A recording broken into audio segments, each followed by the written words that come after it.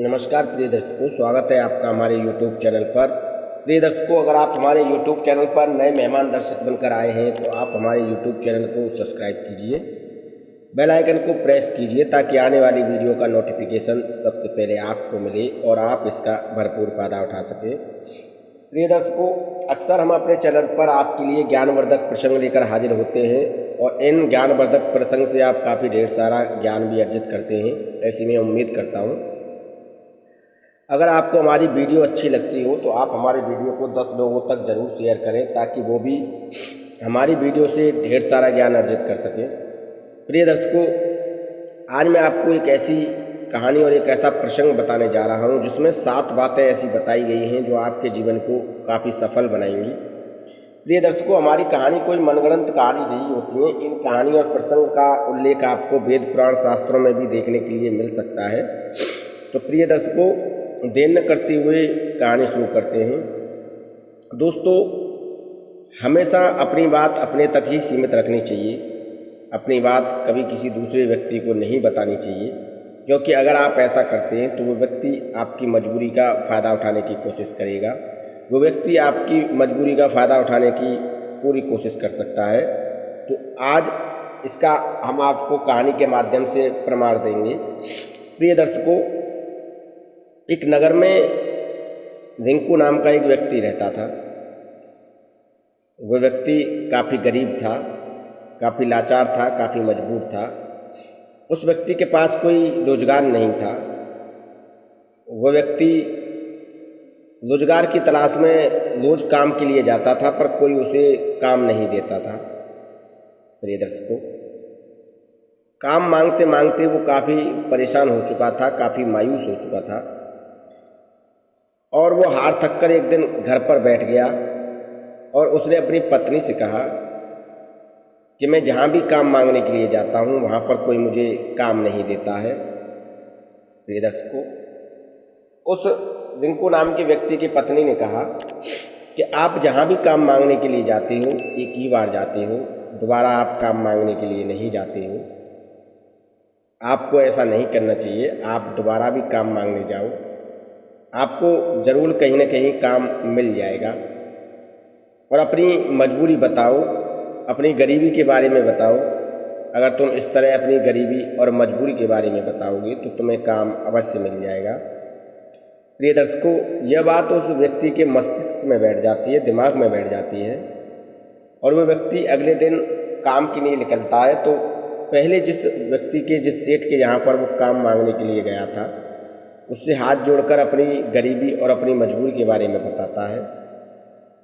तो वो सेठ उस व्यक्ति को काम पर रख लेता है। प्रिय दर्शकों, नित्य प्रतिदिन वो काम पर जाता और अपनी मेहनत और लगन के साथ वो काम करता। प्रिय दर्शकों, सेठ जो था उस रिंकू नाम के व्यक्ति को वेतन कम देता था और लोगों को वेतन ज़्यादा देता था और उससे मेहनत भी ज़्यादा करवाता था और लोगों से मेहनत कम कराता था। प्रिय दर्शकों, यह बात उस रिंकू नाम के व्यक्ति को खलने लगी कि मैं मेहनत भी ज़्यादा करता हूँ, मुझे वेतन भी कम मिलता है। प्रिय दर्शकों, यह बात उसने एक दिन अपने सेठ से कही कि सेठ जी, मैं मेहनत भी ज़्यादा करता हूँ और लोगों से आप मुझे वेतन कम देते हैं और मुझसे मेहनत भी ज़्यादा कराते हैं।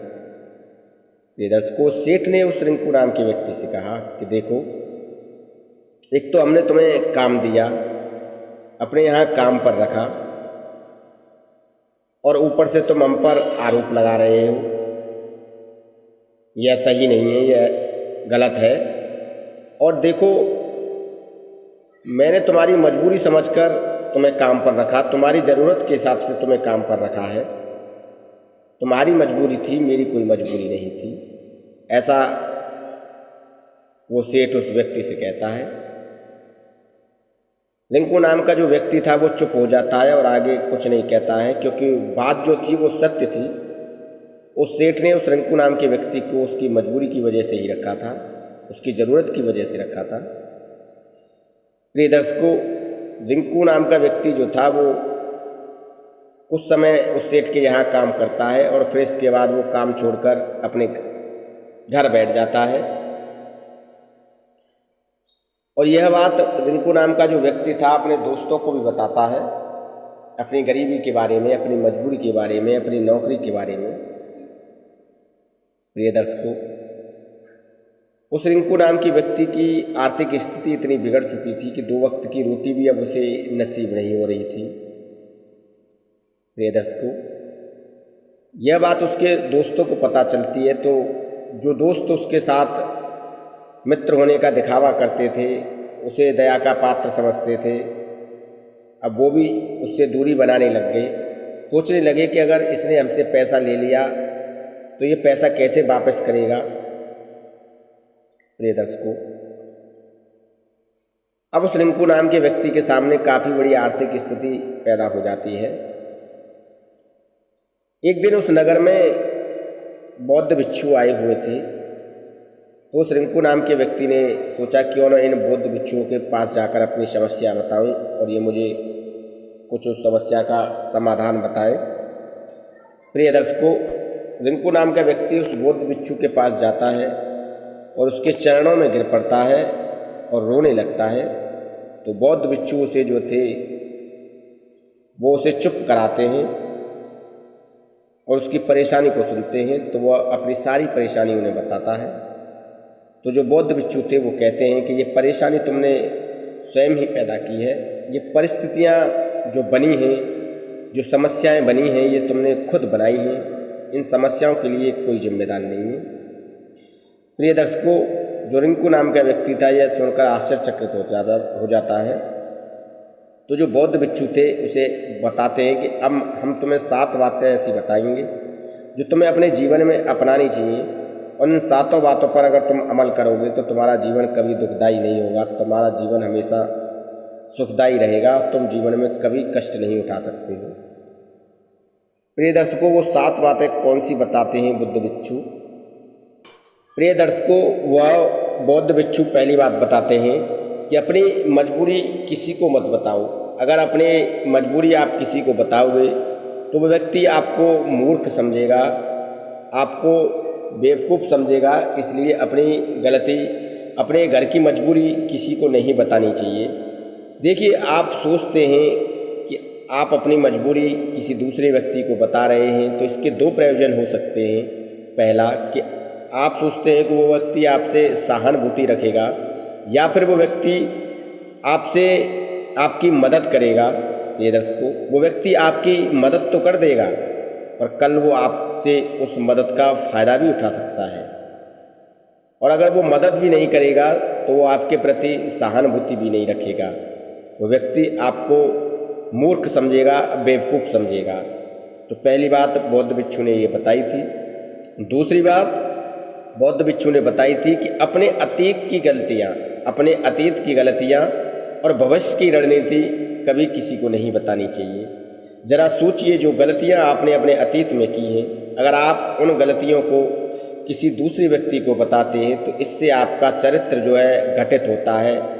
दूसरा व्यक्ति आपके चरित्र को गलत समझेगा और इससे आपका चरित्र जो है घटित होगा। जरा सोचिए, अगर आप अपनी अतीत की गलतियाँ किसी दूसरे व्यक्ति को बताते हैं तो इससे वो गलतियाँ ठीक नहीं होंगी, उन गलतियों में कोई बदलाव नहीं आ सकता है।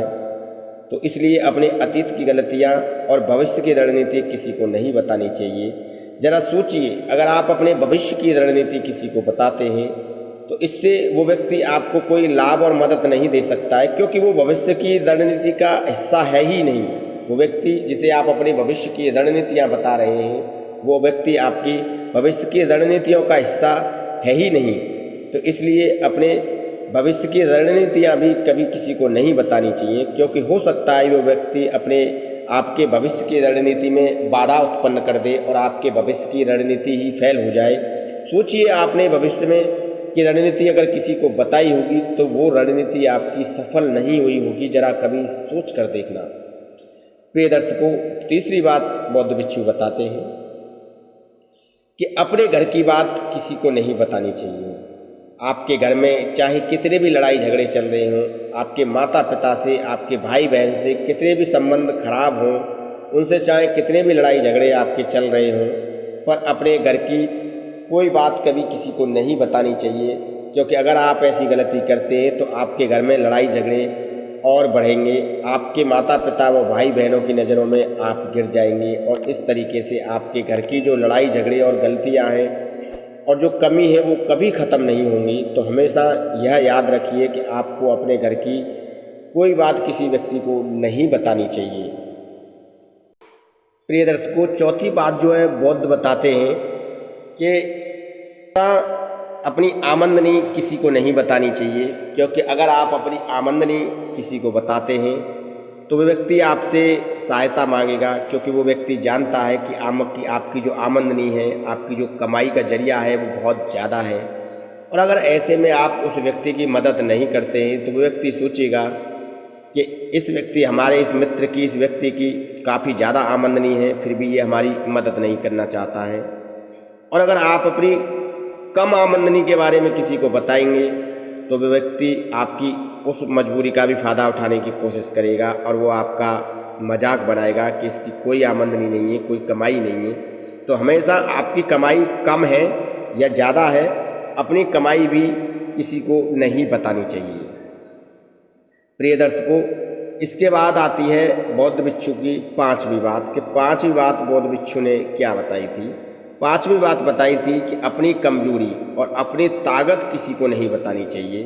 अगर आप अपनी कमजोरी और अपनी ताकत किसी को बताते हैं तो यह भी एक गलत चीज़ है, क्योंकि अगर आप अपनी कमजोरी बताएंगे तो वह व्यक्ति आपकी कमजोरी का फ़ायदा उठाने की कोशिश करेगा। अगर आप अपनी ताकत बताएंगे तो व्यक्ति आपकी ताकत की काट ढूंढने की कोशिश करेगा और आपकी ताकत को कमज़ोर करने की कोशिश करेगा। तो हमेशा अपनी ताकत और कमजोरी अपने घर में भी किसी को नहीं बतानी चाहिए, अपने बाहर भी किसी व्यक्ति को नहीं बतानी चाहिए। प्रिय दर्शकों, अगली बात जो है बौद्ध भिक्षु बताते हैं अपने दुश्मन और अपने मित्र के बारे में कभी किसी को न बताएं, क्योंकि अगर आप अपने मित्र को अपने दुश्मन के बारे में बताते हैं तो आपका मित्र कभी अगर आपका दुश्मन हो गया तो वो आपके दुश्मन के साथ मिलकर आपका पतन कर सकता है, आपको धोखा दे सकता है। और अगर आपने कभी अपने दुश्मन के बारे में बताया तो वो इसका भी फ़ायदा उठा सकते हैं। तो प्रिय दर्शकों, हमेशा ये बात ध्यान रखिए कि कभी अपने दुश्मन और अपने मित्र के बारे में कभी किसी को नहीं बताना चाहिए। आम आदमी इसका कोई फ़ायदा नहीं उठाएगा, पर जो आपके मित्र हैं वो इसका फ़ायदा अवश्य उठा सकते हैं। तो कभी अपने मित्र और दुश्मन के बारे में किसी को नहीं बताना चाहिए। सातवीं बात जो है बौद्ध भिक्षु बताते हैं कि अगर आप कभी दान करते हैं तो अपने दान के बारे में भी कभी किसी को न बताएं। आप अपने दान को भी हमेशा गुप्त रखें। अगर आप बाएं हाथ से दान कर रहे हैं तो दाएं हाथ को भी ये पता नहीं चलना चाहिए कि आपने दान किया है, क्योंकि अगर आप अपने दान का ढिढोरा पीटते हैं तो आपके अंदर एक अहंकार निर्मित हो जाता है, आपके अंदर एक अहंकार पैदा हो जाता है। तो इसलिए और आप अगर अपने दान को किसी को बताते हैं तो उसके दान का जो फल है, उस दान का जो फल है वो भी आपको नहीं मिलेगा और वो दान भी आपका व्यर्थ चला जाएगा। तो प्रिय दर्शकों, 7 बातें जो है बौद्ध भिक्षु ने उस रिंकू नाम के व्यक्ति को बताई और कहा कि इन 7 बातों पर अगर आप अमल करोगे तो आपके घर में कभी लड़ाई झगड़ा नहीं होगा, आपका विवेक बना रहेगा और आपके जीवन में कभी कोई परेशानी और संकट नहीं आएगा। आपका जीवन हमेशा सुखमयी और आनंदमयी तरीके से बीतेगा। प्रिय दर्शकों, ये 7 बातें उन बौद्ध भिक्षु ने रिंकू नाम के व्यक्ति को बताई और हमारा भी इस कहानी के माध्यम से आपको यही कहना है कि जो व्यक्ति इन 7 बातों पर अमल करेगा वो व्यक्ति अपने जीवन में बदलाव ला सकता है, अपने जीवन में एक नया सवेरा ला सकता है, उस व्यक्ति का भाग्योदय हो सकता है। प्रिय दर्शकों, हमने जो कहानी आपको इस वीडियो में बताई है, हम उम्मीद करते हैं ये कहानी आपको सही लगी होगी और आप इस कहानी से ढेरों लाभ उठाएंगे। प्रिय दर्शकों, अगर आप हमारे YouTube चैनल पर नए मेहमान दर्शक बनकर आए हैं तो आप हमारे YouTube चैनल को सब्सक्राइब कीजिए, बेल आइकन को प्रेस कीजिए ताकि आने वाली वीडियो का नोटिफिकेशन सबसे पहले आपको मिले। और अगर आपको हमारी वीडियो अच्छी लगी हो तो 10 लोगों तक ज़रूर शेयर करें, लाइक करें वीडियो को। धन्यवाद, नमस्कार।